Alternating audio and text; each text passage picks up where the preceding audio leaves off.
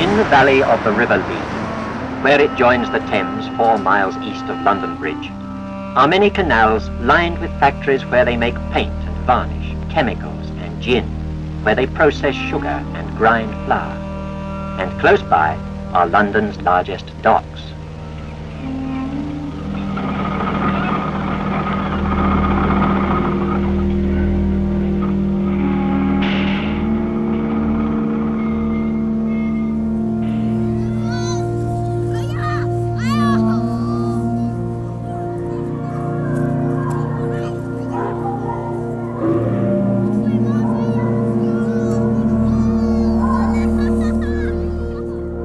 After the opening of the docks, the population just exploded as people came from all over the world and all over Britain to work in the factories, in docks and all the supporting infrastructure. During the first quarter of this century, West Ham's difficulties were made more acute every year by the steadily rising population. In 1830, there had been only 10,000 people in the borough.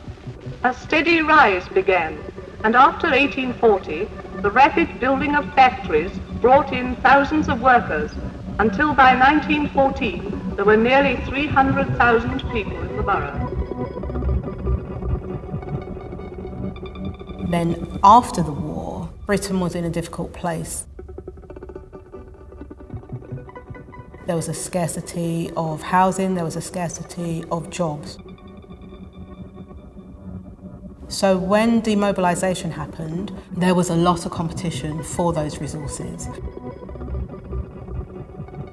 And there was an increasing anger at seeing Black, Arab and Asian men in these communities.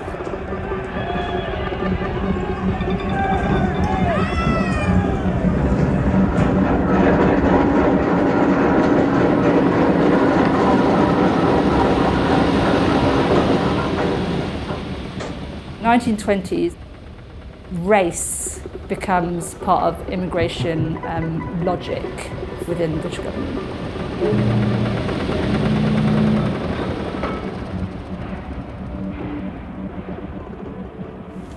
Yeah, I think it kind of suits governments and the media sometimes to have a scapegoat.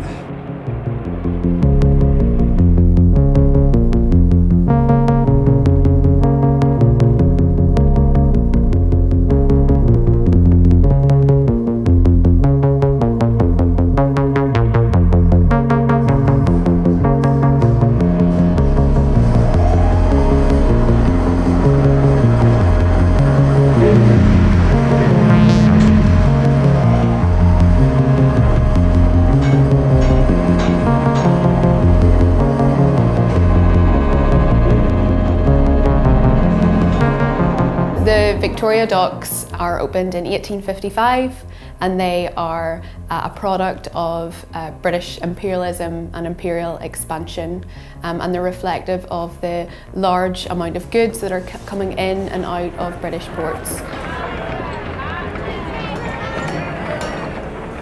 The Victoria Dock is purpose-built to accommodate large steamships. It's the first dock to be built in London. It uses hydraulic machinery.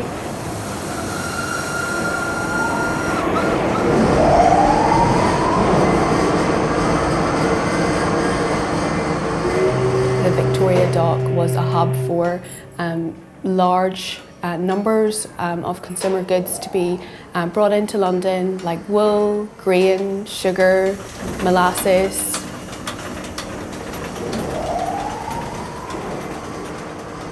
And then consequently the dock is linked by rail to areas such as Canning Town and North Woolwich and sites of production like the Tate and Lyle refinery.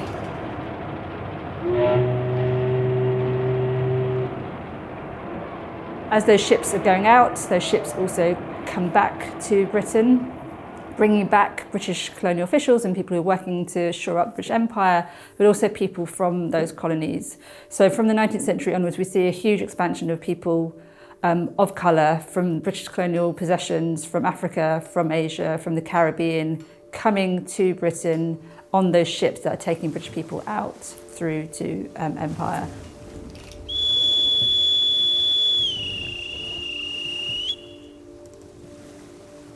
Although Britain was always a trading power and had imperial ambitions and had been already expanding into the East India Company in India, for example, and other parts of the world, it was very much largely manned by white British people. But after 1814 and 15, the ships that British companies are using, even the merchant navy, is starting to use more people from various parts of the world to work on those ships. So seamen who came from Asia and seamen who came through Egypt, Arabian seamen as well, were commonly known in the 19th century as lascars. It was a term that was used predominantly at the time. The word comes from the Persian language, lascar, it's spelled lam, sheen, kaf, ra. And again, the word made its way into the Urdu language with the same spelling, lam, sheen, kaf, ra. And the actual word lascar originates from the Arabic word askir, could potentially be a derogatory word as well. Dr. Gopal Balachandran, who wrote a book called Globalizing Labour, he equates the word lascars equivalent to the word coolie. Now coolie is an Urdu word, and it refers to someone who's a paid servant.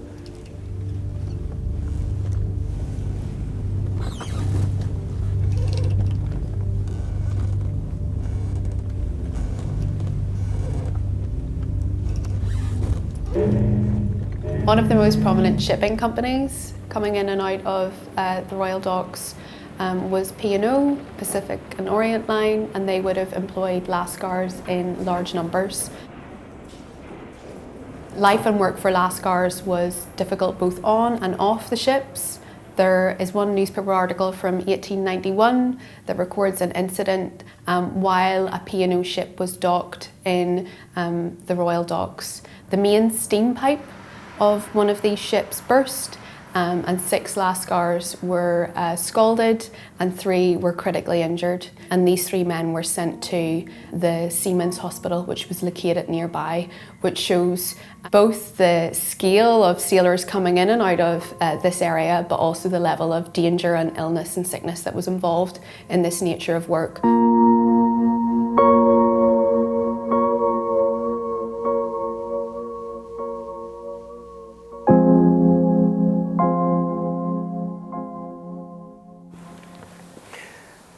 We're here at the Royal Victoria Dock, and here's where my grandfather arrived in December 1917 on the SS Kiva, which left Bombay in 1917 October. My grandfather was a fireman, what was known as an agwala in the Urdu language. Literally, it was someone who shoveled coal into the furnace in the engine room. Life on the ships was literally working 4 hours on, 4 hours off, and then 4 hours on again, so it was like a rota-based. It was a physically hard job. It was a demanding job, a challenging job, shall I say. I mean, shoveling coal constantly into the furnace, as well as the huge heat in the engine room. And when ships sail through, such as the Suez Canal or the Red Sea, temperature reached there such as 90 degrees centigrade during summer, so it was extremely hot.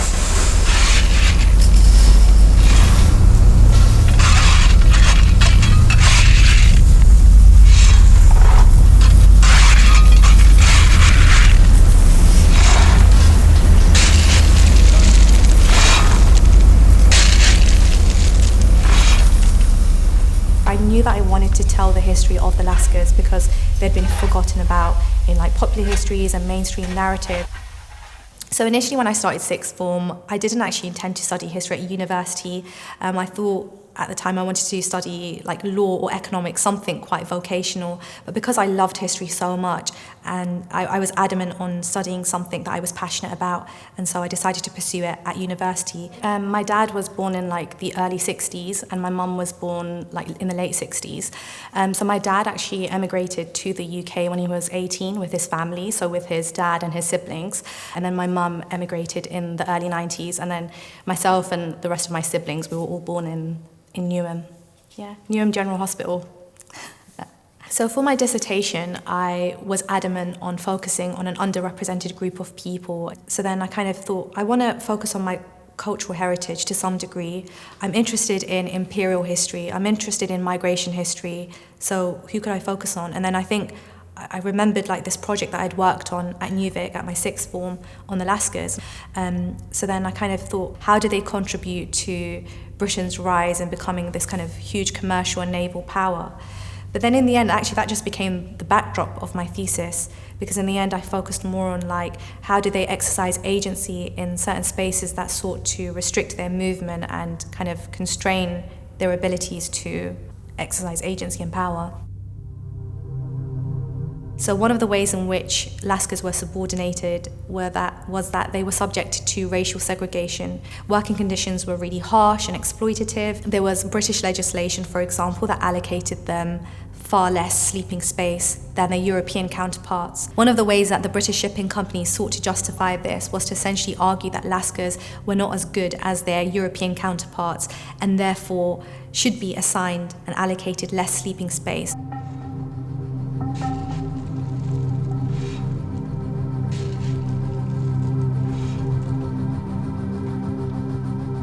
Large numbers of lascars, when they were docked, they would remain on ship, but obviously life could be quite monotonous and tightly packed, and lots of organisations sprung up to entertain these men or appeal to their needs during the day. So one example is the Lascar Club, formed in 1909. It's often referred to as the Lascar Club more colloquially, but it is officially the British Indian Seamen's Institute, and it wasn't residential, unlike the Stranger's Home that was based in Limehouse.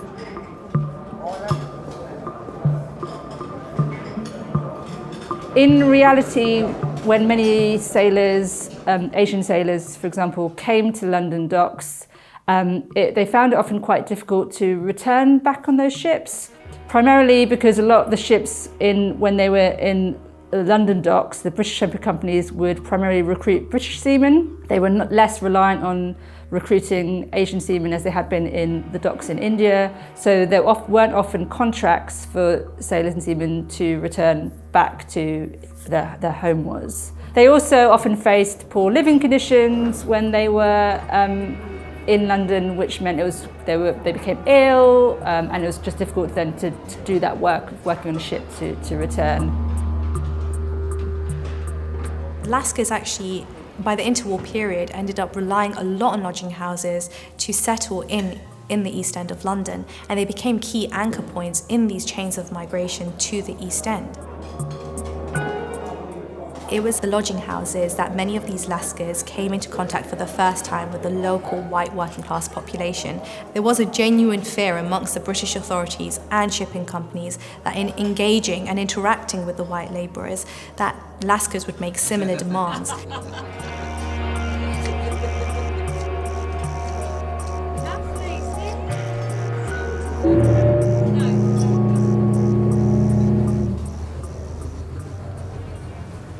My grandfather, I never knew, and I never expected he would have been a seafarer in the First World War. So I know that He served on the SS Medina, which is a vessel that transported King George to India for his Delhi Durbar, his coronation. And I know they left from Tilbury for that.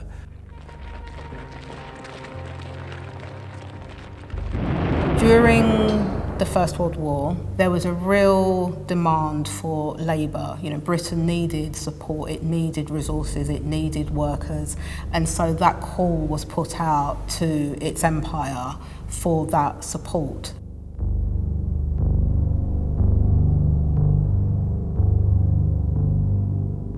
Because of that, increasingly people came from Britain's colonies, particularly men. And so during the war, many of these men ended up settling in local dockside communities, and they met and married local white women.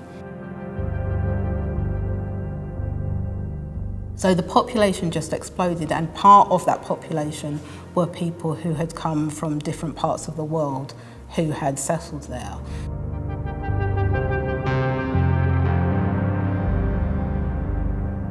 Then after the war, when men left the army and came back to civilian life, there was an increasing anger at seeing black, Arab and Asian men in these communities. And there was a sense that not only were these men taking white men's jobs, they were also taking their women.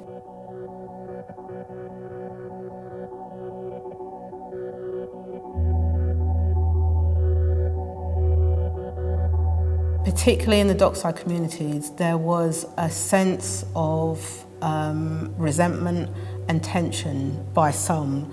This tension spilled over in 1919 when across 9 of Britain's port cities, including in Canning Town, there were outbreaks of violence where the lodging houses and the homes of the black, Arab and in some cases Chinese men were violently attacked.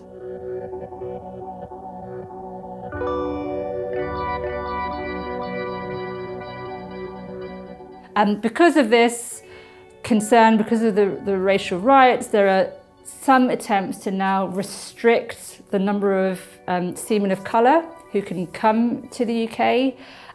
This results in something that's called the Coloured Alien Seamen's Act of 1925, which tries to restrict black and brown seamen from coming and living in UK and coming through the port cities.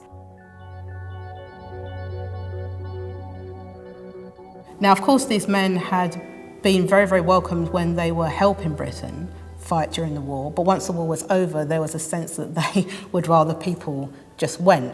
But many were British subjects, many had rights to stay, many were actually British citizens and had married local women.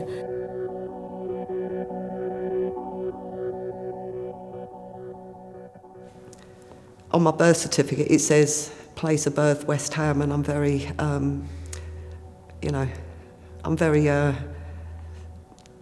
very sort of tied to that, if you see what I mean. I'm quite fond of my roots. It's quite nice to have that on my... I was born before the Newham was actually created, so my grandfather had come to this country. He was involved in the First World War. He was a merchant navy man. Probably, like lots of other seamen, found himself stranded in Canning Town, Custom House, and the rest, as they say, is history. At some point he must have encountered my nan, and they found themselves living in Crown Street, which locally was known as Draftboard Alley. It was an area where lots of families who were of mixed race lived in. My mother's English and my father was from Sudan. He joined the merchant marine in Egypt, and he finished in the British Merchant Marine his career in the early 1980s. My dad first did his journeys on the Duke of Athens about 1947, I believe. And this photo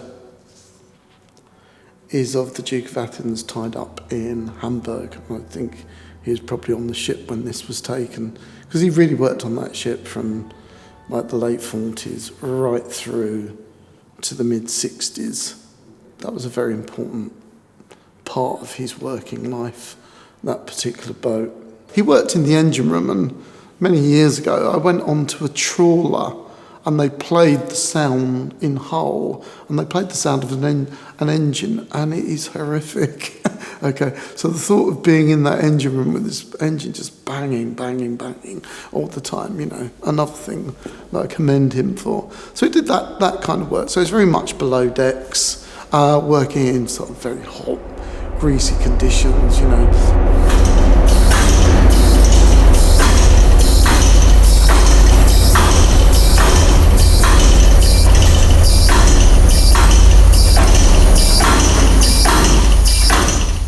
There had been racial mixing occurring throughout empire for centuries, and that pattern was predominantly white men, often forcibly having children with black and Asian women.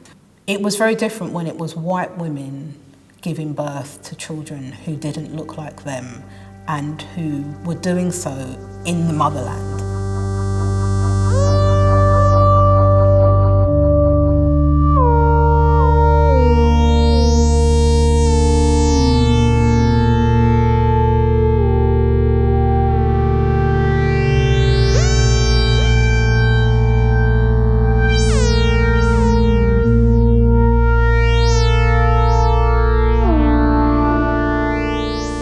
How could the empire be protected? How could those boundaries be protected? And how could that sense of white superiority be protected if white women were partnering and giving birth to children who were black, mixed race, Asian, and part of what were seen as inferior races?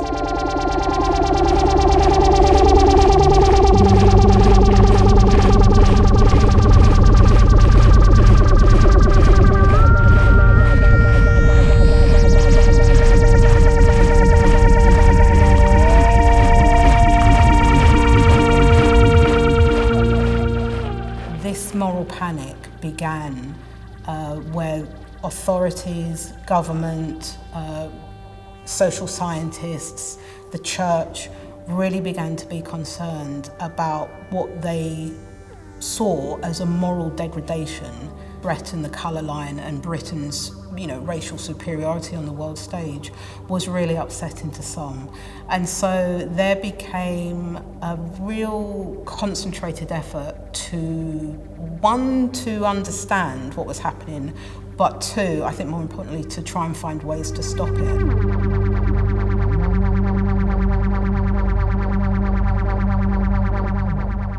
The notion of class is really important to this. So throughout the country during this time, racial mixing was occurring, all over, from small hamlets and towns to the suburbs to big cities.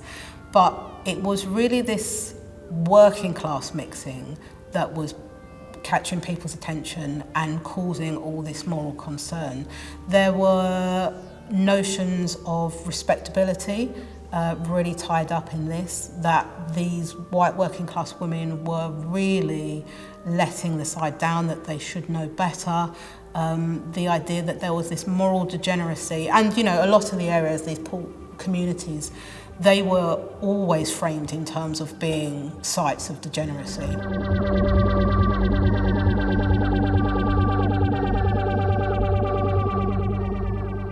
My mum, my grandmother, and her two siblings, aunt and uncle, they stayed in the Salvation Army home for a number of months. My mum could remember going to singing hymns on a Sunday and singing for, as she said, for a cup of tea and a bun, really, something to eat and drink.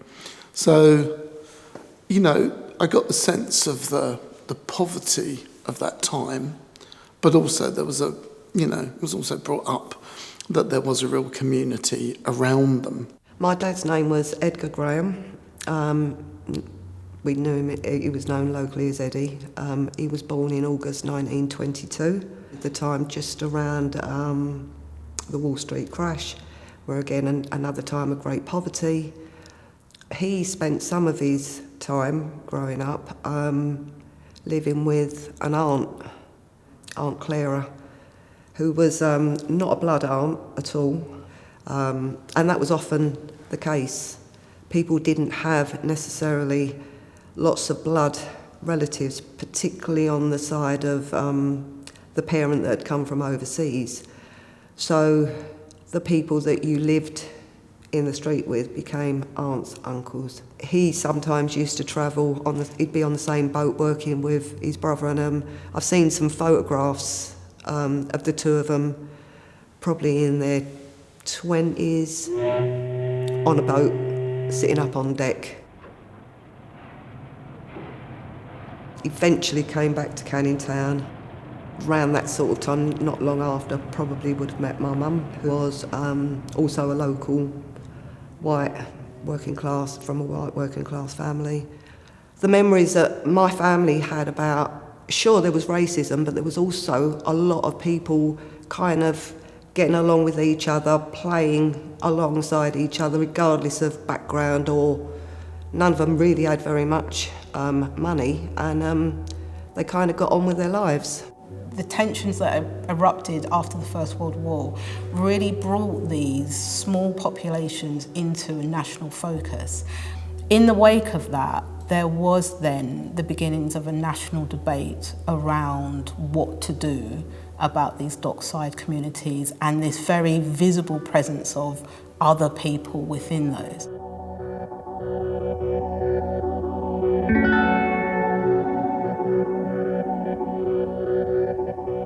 In the aftermath of the 1919 race riots, we do see racialised language coming through in the press much more, and a sense that public opinion is now using people of colour as scapegoats for various issues, and race becoming more politicised within Britain than it had been before.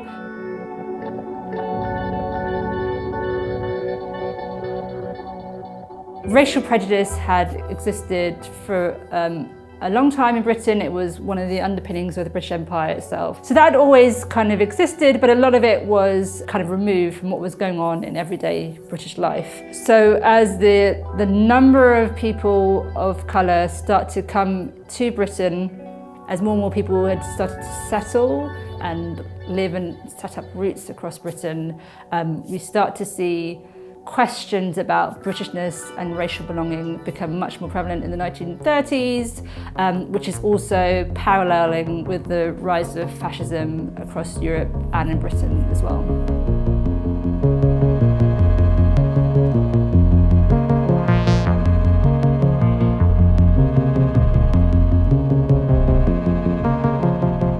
So one of the things that my mum talked about a lot was, when we grew up, was the Battle of Cable Street in 1936. I think it was probably one of the things I began to be kind of interested in about history. It was like a recurring event because it had obviously been a big event in her life. She would have been about 14 at the time, and literally outside of where they lived, people were like putting a barricade across the road to try to stop the British Union, the fascist march along the Cable Street, which is very small and it's a narrow road. It almost feels, in some ways, you could like reach out the window and touch the other side. My mum would go through the events as she saw them, and one of the events was that a photographer came into their house, and because they lived above a shop, said, "Could I take some photos? You want to take some photos along the road?" The photos he took contained the heads of my aunt and uncle.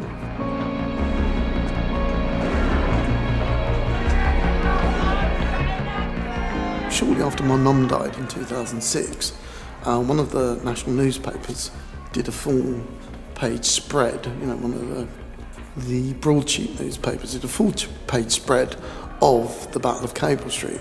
And they use this picture, and it's my aunt and uncle, my Aunt Joan and Uncle Dennis. It's their heads that are sticking out of the window, you know, in the shot. And that's a really kind of brought that full circle, you know, that to know that your family was kind of a witness to history.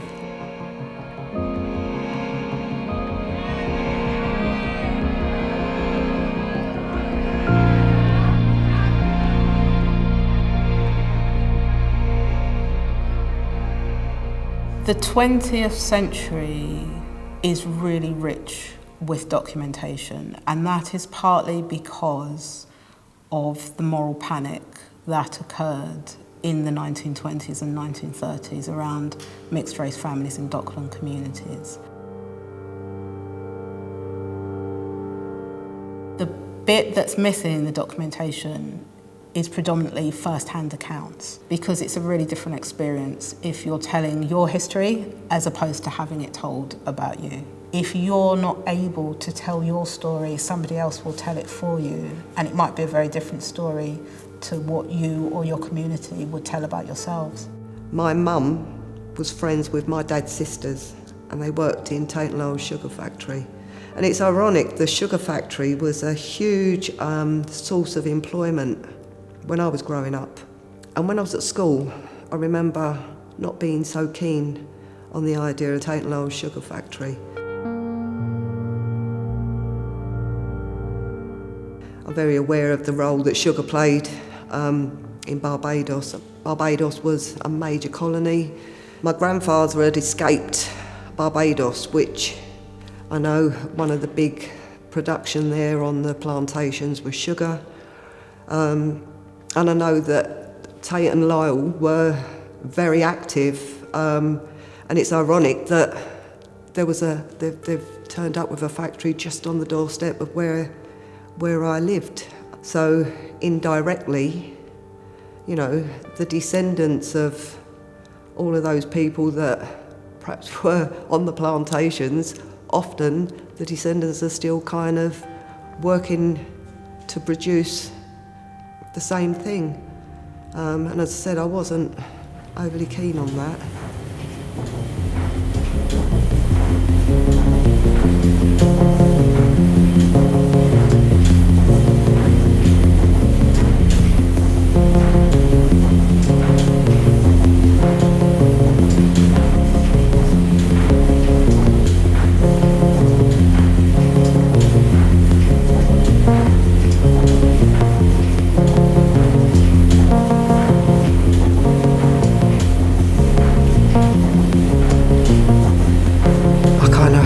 Refuse that. No thanks. I'll find something else.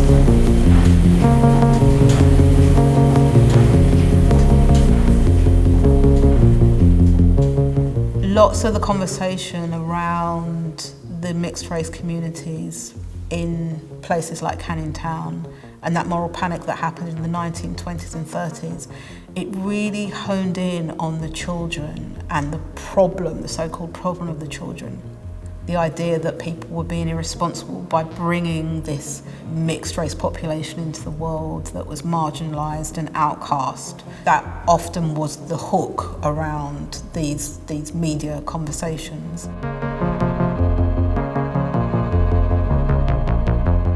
When we were researching Canning Town and we came across the Daily Express article, I mean, it was breathtaking in just how it hit every single stereotype, and it talks about they're there in, you know, every different hue, and it really hones in on their faces. It's very grainy, but it hones in on their faces. The photographs sort of came about really by accident. It was a colleague at work. She saw something on Facebook, sent me a little message through work and said, "Is this your family? I found this on Facebook." I thought quite easily recognised my uncle, first of all. Every single photograph that I ever saw of him, and every time he always had the same sort of smile on his face, and you could see that in the photograph. The photograph was actually featured in the Daily Express in March 1930. I think it was the 18th of March, if I remember correctly. It was on the front page of the newspaper. and it featured a group of children locally, and it reflected the reality, a group of kids that played together. But what they'd done when they actually used the photograph was cropped it. So quite cynically, you cropped out as many of the white kids as you could, who are sort of more towards that end, and featured the black kids or the mixed race kids, which is what they are, including my family, which is what made me feel a little bit annoyed. And the headline is something like, "The Street of Hopeless Children." There's nothing hopeless about my family. Nothing hopeless. And actually looking at how untruthful that actually was, because that is actually my family, that's my reality. I know the true narrative of that. You know, in the article they talked about these children as being unloved by everyone. You know, they're going to be hopeless and never going to get a job. How cynical, how awful. Just to drum up a moral panic, basically, when none really existed. It makes me wonder, when you read the headlines that we get today, because there's a very similar narrative.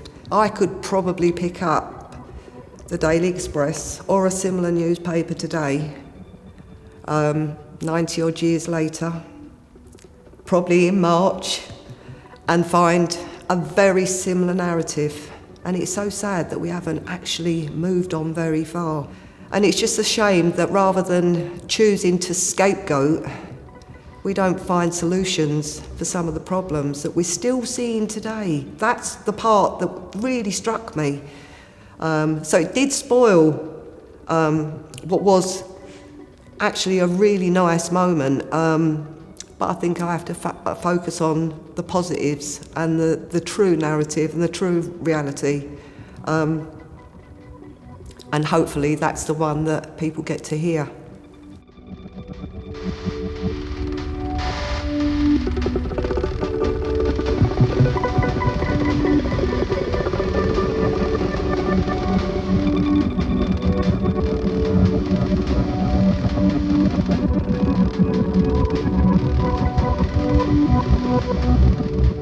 There's a real interest now in uncovering stories that have been excluded or on the margins. And a lot of that work is being done by people who have personal or direct connection to the heritage behind those stories. And I think that's what's really making the difference of who's telling the stories now.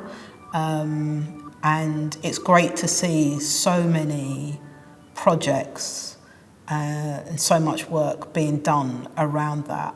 And because of that, people are uncovering, or if they're not uncovering, they're bringing to attention stories that have been around for a long time, but people haven't really been interested before. I was actually researching on my grandfather, trying to find a record for my grandfather having served in the Merchant Navy in the First World War. And I was at the National Archives in Kew, and I came across some peculiar list of names which were for South Asian seafarers, and it caught my attention because I thought, wow, that's West Ham Cemetery. That's just where I live, not too far from where I live.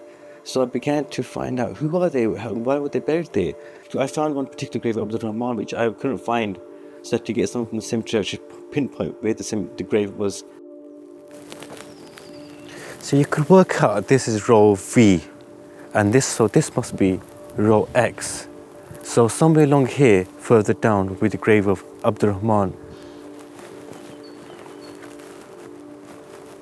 Was row X that way? Yeah.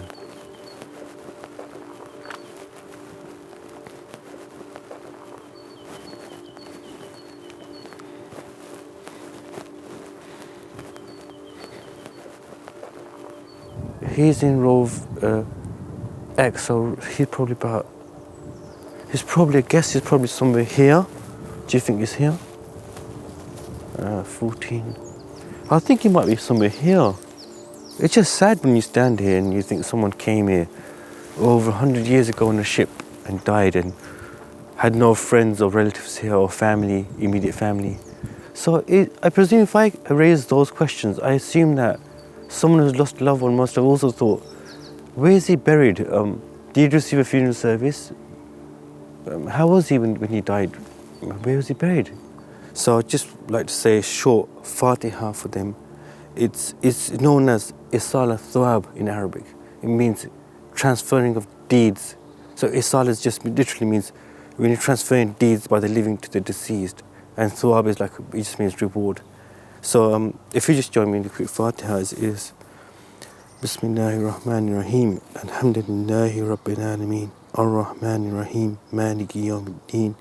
إياك نعبد وإياك نستعين اهدنا الصراط المستقيم صراط الذين أنعمت عليهم غير المغضوب عليهم ولا الضالين آمين بسم الله الرحمن الرحيم قل هو الله أحد الله الصمد لم يلد ولم يولد ولم يكن له كفوا أحد بسم الله الرحمن الرحيم قل هو الله أحد الله الصمد لم يلد ولم يولد ولم يكن له كفوا أحد بسم الله الرحمن الرحيم قل هو الله أحد الله الصمد لم يلد ولم يولد ولم يكن له كفوا أحد اللهم صل على سيدنا محمد وعلى آل سيدنا محمد وبارك وسلم اللهم بلغ ثواب ما قرأناه نور ما تلونه حجة باسلة منا على الروي سيدنا ونبينا ومولانا محمد صلى الله عليه وسلم